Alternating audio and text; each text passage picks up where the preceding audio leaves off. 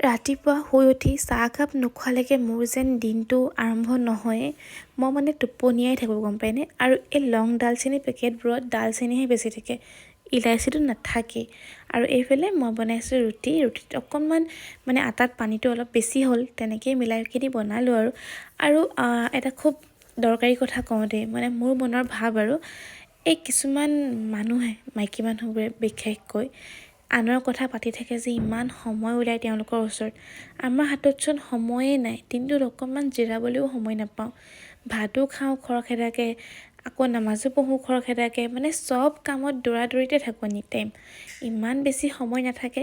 মই বাৰু এতিয়া অলপ বেছিয়ে বিজি, যিহেতু দুটাকৈ বেবী আছে মোৰ। কিন্তু দুটা বেবী হওক বা এটা বেবী হওক, যাৰ ঘৰত বেবী আছে তেওঁলোক মোৰ মতে বিজিয়ে থাকে এনি টাইম। আৰু তেনে স্বত্তেও যে কিছুমান মানুহে ইমান সময় পায় আনৰ সমালোচনা কৰিবলৈ, মই তাকেহে ভাবি নাপাওঁ দেই। আমাৰচোন মনলৈ নাহেই মানুহৰ কথা, বেয়াকৈতো নাহেই।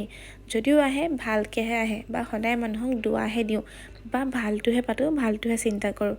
বাৰু যোনে যি কৰি ভাল পায়, কিন্তু এতিয়া যিহেতু ফেচবুকে কণ্টেণ্ট মনিটাইজেশ্যন দিলে, যিসকল মহিলাই ঘৰত বহি আনৰ কথা বদনাম কৰে তেওঁলোকে ফেচবুকতে কাম কৰক, ডেইলি ফটো ক্লিক কৰক, আপলোড কৰক, কমচে কম ঘৰলৈ কিবা এটা আৰ্নিং আহিব নে কি কৰে।